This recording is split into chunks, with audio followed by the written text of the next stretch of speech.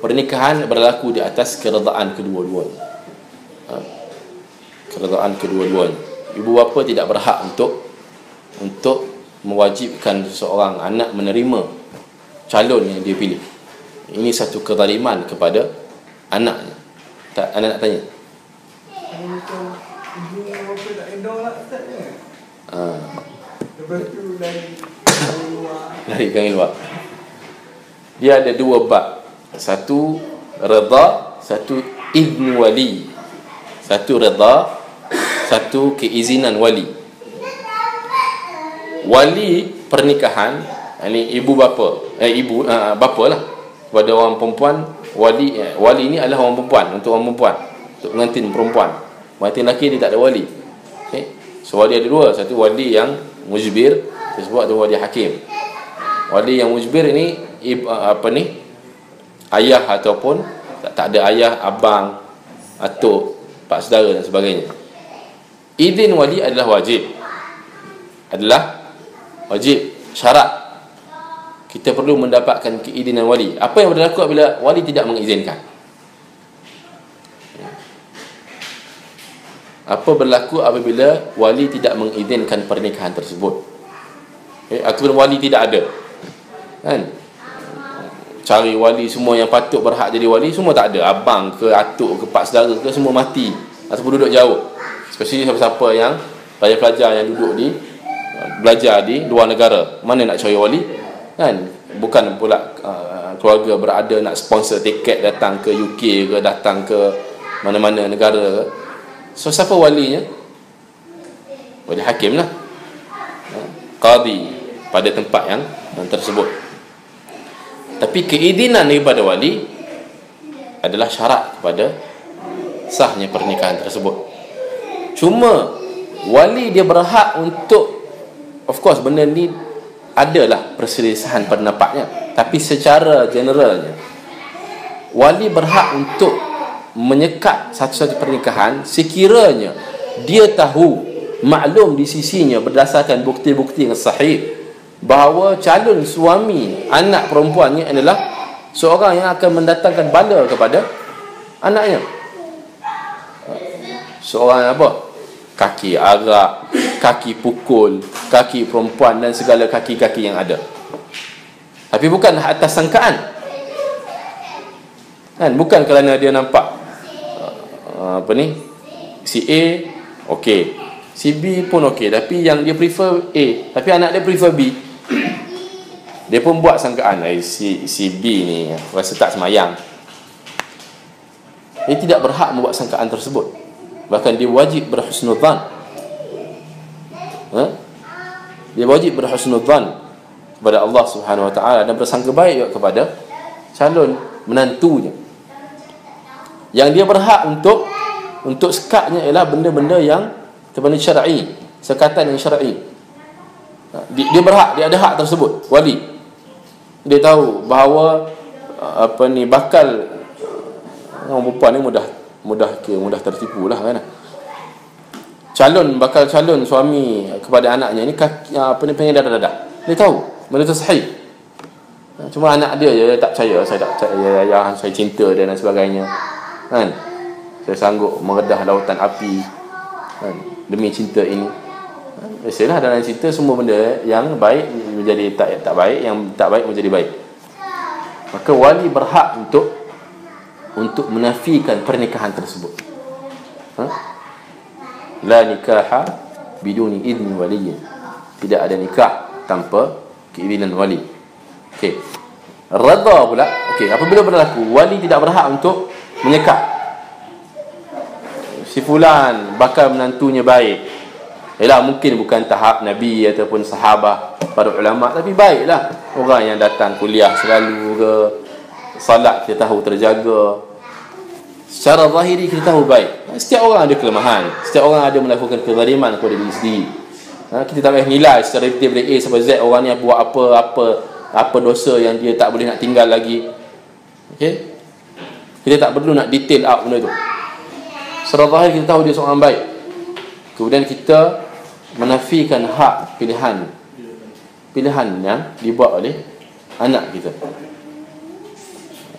Yang itu yang jadi lari ke selatan. Tai lah. Erdogan. Bagaimana jika wanita ni dipernikah tanpa pengetahuan wali ya? Dan apabila wali itu mengetahui dia bernikah dengan seorang lelaki yang mempunyai sesuatu yang tidak kepada dia, wali itu berhak untuk, kalau sekarang, memfailkan firak. Wali itu diberi hak untuk memfailkan perpisahan antara anaknya dan juga suami yang dinikahi. Sebab tu kena qadi lah yang tetapkan benda ni.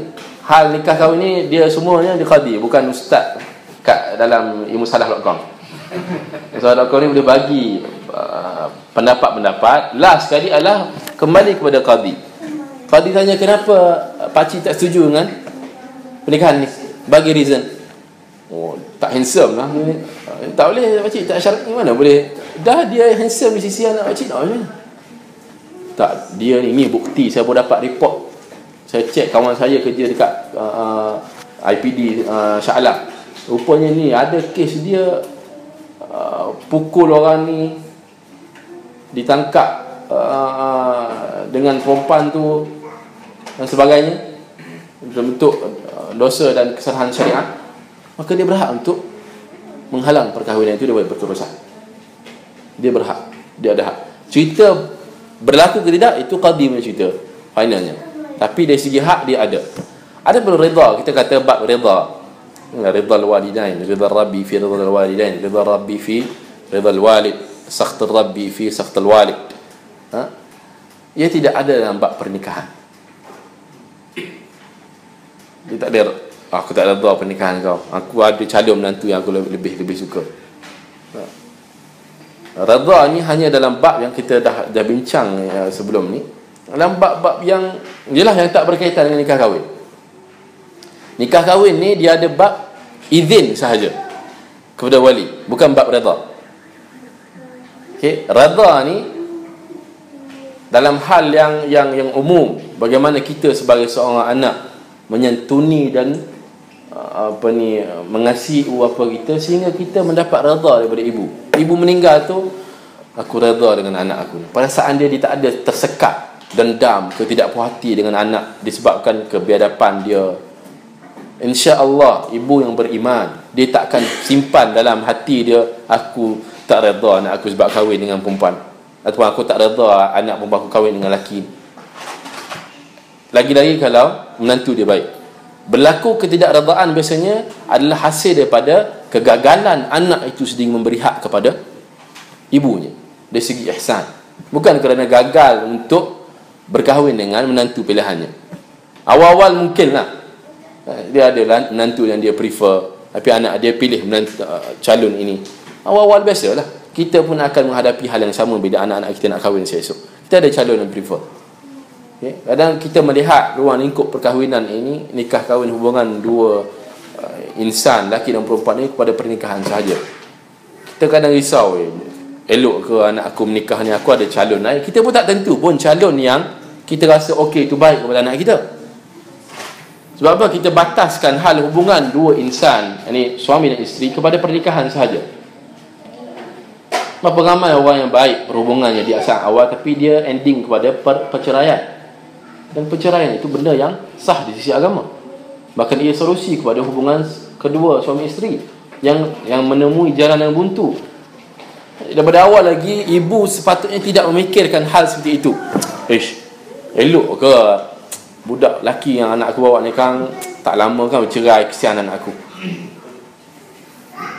Bila kita letakkan persepsi sedemikian dalam hal rumah tangga dan future anak kita, ini yang mendatangkan persepsi buruk kita kepada bakal menantu. Sebaiknya kita berhusnudzan, doakan kebaikan. Apa kekurangan kita betulkan. Kita dulu pun zaman kita menikah dengan suami kita ke isteri kita pun bukan berada pada level yang perfect pun. Sampai sekarang pun kita belum perfect. So samalah halnya kepada anak kita.